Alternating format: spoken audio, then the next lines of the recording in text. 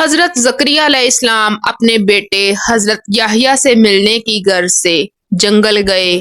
تلاش کے بعد ان تک پہنچے اور کہا، بیٹا ہم تمہیں دیکھنے کے لیے بہت بے چین ہیں، تم یہاں آنسو بہا رہے ہو۔ بسم اللہ الرحمن الرحیم۔ السلام علیکم محترم ناظرین، میں آج آپ کے لیے حضرت یحییٰ علیہ السلام کا قصہ لے کے آئی ہوں۔ حضرت یحییٰ علیہ السلام ایک جلیل القدر پیغمبر تھے۔ آپ علیہ السلام حضرت زکریا علیہ السلام کے بیٹے تھے۔ حضرت زکریا علیہ السلام میں جو عادتیں تھیں وہی عادتیں آپ علیہ السلام کے اندر بھی تھیں۔ حضرت زکریا علیہ السلام بہت عبادت گزار پیغمبر تھے۔ حضرت یحییٰ علیہ السلام بھی اسی طرح اللہ کی عبادت کرتے تھے اور ہر وقت اللہ کا ذکر کرتے تھے۔ اللہ نے جو حکم دیا اس پر پوری طرح عمل کرتے تھے۔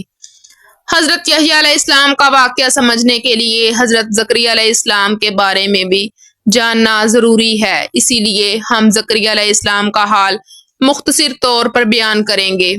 حضرت زکریا علیہ السلام کے ہاں کوئی اولاد نہیں تھی۔ اب تو وہ بہت زیادہ بوڑھے ہو چکے تھے، بڑھاپے کی وجہ سے بہت کمزور ہو چکے تھے، لیکن اولاد کی خواہش دل ہی دل میں مچل رہی تھی۔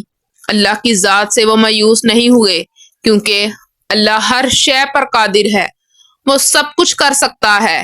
اس کے کام ایسے ہیں کہ وہ انسان کے وہم و گمان میں بھی نہیں آتے، اسی لیے وہ اللہ سے رات و دن دعا کرتے تھے۔ آخر اللہ نے ان کی سن ہی لی، دعا قبول ہوئی، انہیں بشارت ہوئی کہ مایوس نہ ہو، بیٹا ہوگا اور اس کا نام یحییٰ رکھنا۔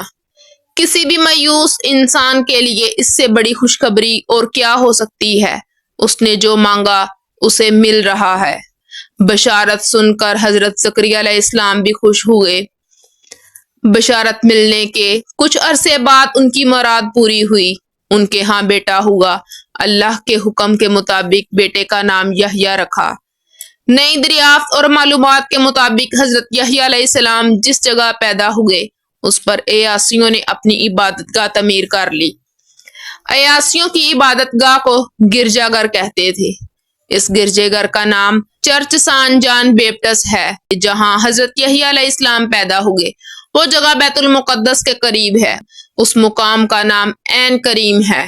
حضرت یحییٰ علیہ السلام کے حالات جاننے کے لیے بیت المقدس اور قوم بنی اسرائیل کے بارے میں بھی جاننا ضروری ہے۔ تاریخ سے یہ بات ثابت ہوتی ہے کہ بنی اسرائیل مصر سے نکلنے کے بعد مارے مارے پھرتے رہے، انہیں کہیں جائے پناہ نہیں مل رہی تھی۔ آخر میں انہوں نے اپنا ٹھکانہ بیت المقدس میں بنا لیا اور وہیں رہنے سہنے لگے، لیکن اپنی اخلاقی حالت درست نہ کر سکے، بلکہ دستور گمراہی میں پڑے رہے۔ ان کی بد اخلاقی اور گمراہی کا ذکر تو توریت میں بھی آیا ہے۔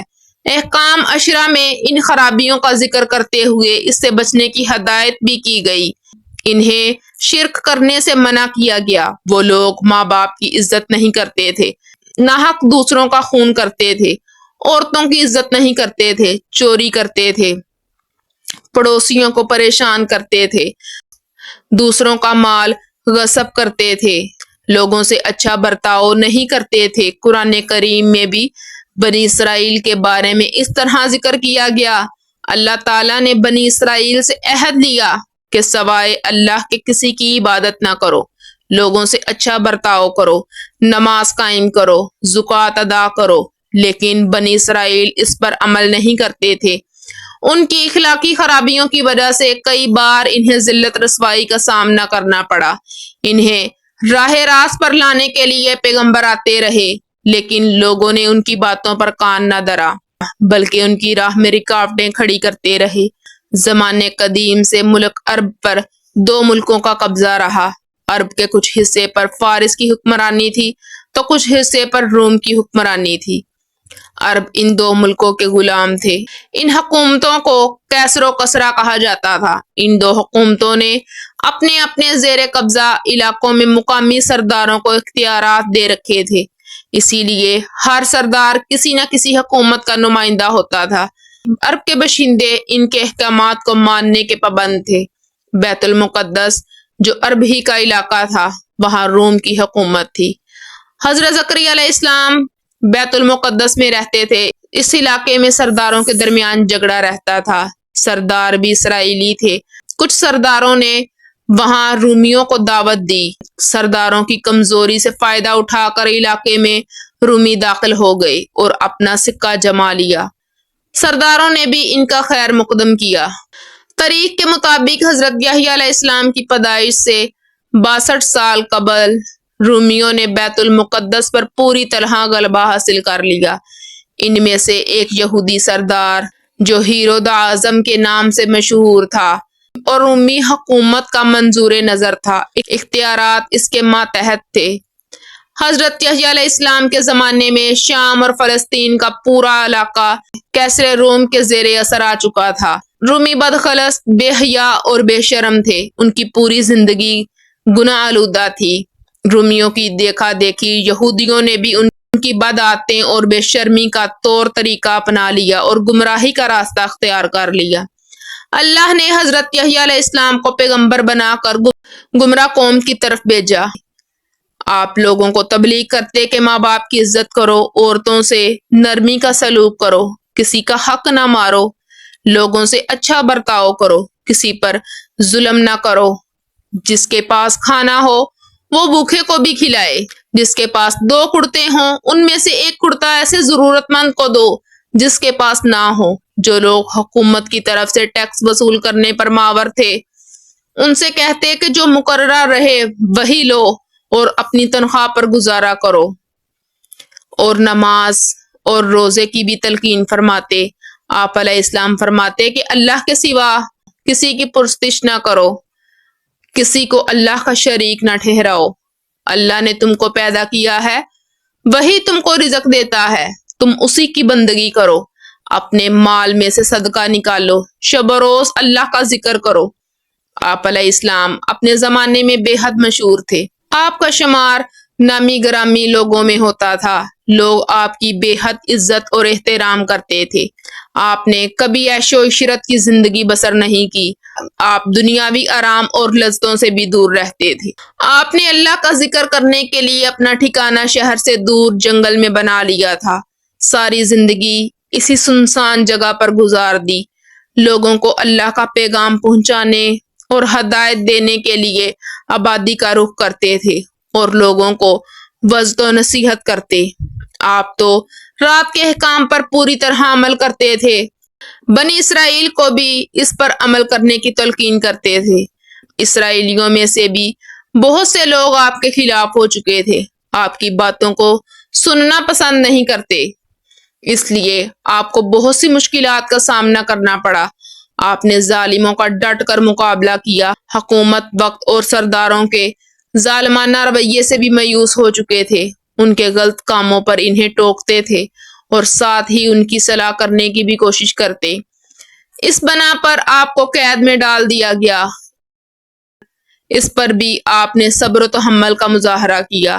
حضرت یحییٰ علیہ السلام کی جو خاص صفات بیان کی گئی ہیں وہ یہ ہیں کہ آپ اللہ کے فرمان کی تصدیق کرنے والے ہوں گے۔ آپ اللہ کا دین پھیلانے اور گمراہوں کو راہ راست پر لانے کے لیے ہر جگہ جاتے اور منادی کرتے تھے کہ لوگو توبہ کرو، آسمان کی بادشاہی قریب آ گئی ہے۔ اللہ تعالیٰ نے حضرت یحییٰ علیہ السلام سے فرمایا، اے یحییٰ، کتاب الہی کو مضبوطی سے تھام لو، ہم نے اسے بچپن ہی میں حکم سے نوازا، تمہاری طرف سے اس کو نرم دلی اور پاکیزگی عطا کی۔ وہ بڑا پرہیزگار تھا اور اپنے والدین کا تابع دار تھا، وہ سرکش اور نافرمان نہ تھا۔ ایک مرتبہ حضرت زکریا علیہ السلام اپنے بیٹے حضرت یحییٰ علیہ السلام سے ملنے کی غرض سے جنگل گئے۔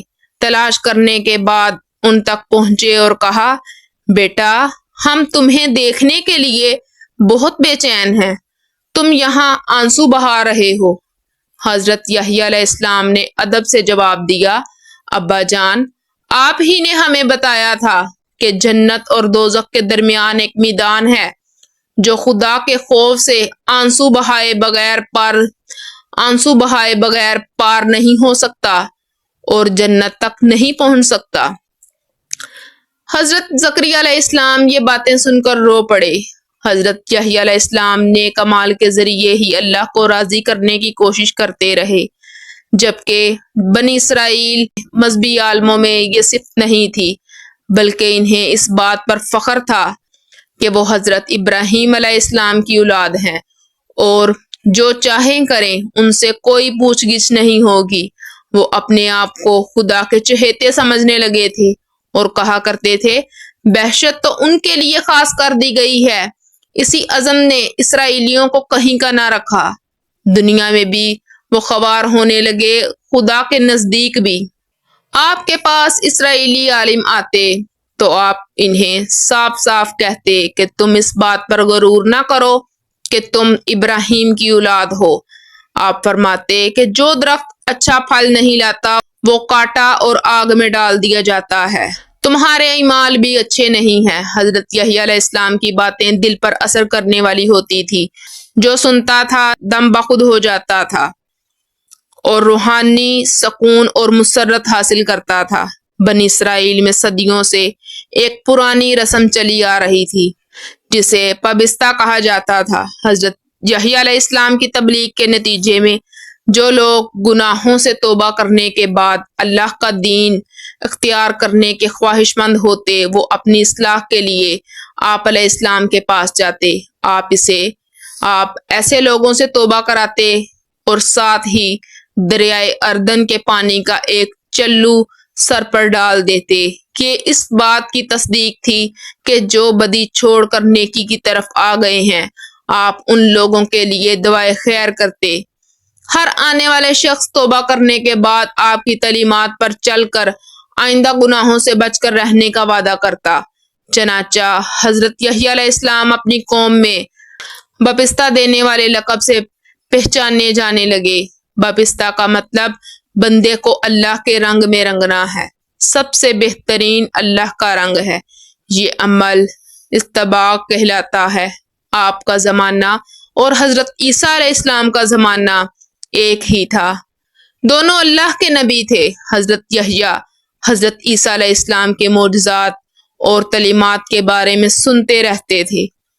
آپ کو معلومات حاصل کرنے کا بہت شوق تھا، اس غرض سے کہ آپ نے اپنے شاگردوں کو حضرت عیسیٰ علیہ السلام کے پاس پیغام دے کر بھیجا کہ آیا وہ جیسی شہرت سنتے ہیں اس کے عین مطابق ہیں یا نہیں۔ وہ دو شاگرد حضرت عیسیٰ علیہ السلام کے پاس گئے اور حضرت یحییٰ علیہ السلام کا پیغام سنایا تو حضرت عیسیٰ علیہ السلام نے انہیں نصیحت کی اور دین کی باتیں بتائیں اور معجزات بھی دکھائے اور فرمایا کہ جو کچھ تم نے دیکھا ہے وہی جا کر بیان کرو۔ شاگرد واپس آئے اور فرمایا، جو اندھے تھے دیکھنے لگے، جو لنگڑے تھے وہ چلنے لگے، جو مردہ تھے وہ زندہ ہوئے۔ سبحان اللہ۔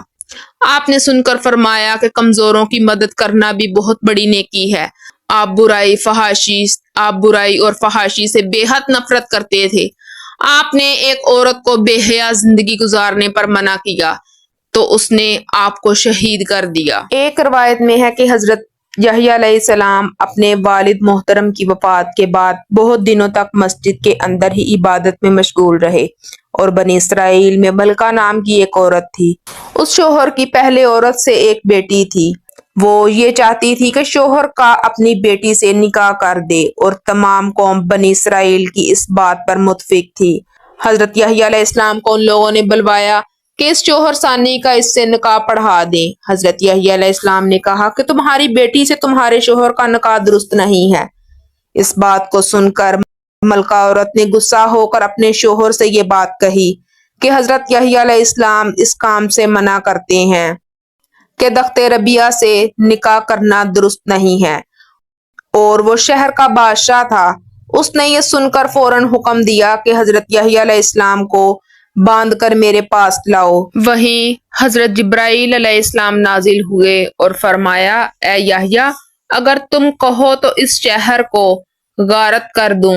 حضرت یحییٰ علیہ السلام نے فرمایا، اے جبرائیل، میری تقدیر میں یہی لکھا ہے، میں اس کے ہاتھ سے مارا جاؤں۔ وہ بولے، ہاں۔ تب حضرت یحییٰ علیہ السلام نے کہا، راضی ہوں میں اللہ تعالیٰ کے ہر فیصلے پر۔ بالآخر اس بادشاہ مردود نے حضرت یحییٰ کو مار ڈالا۔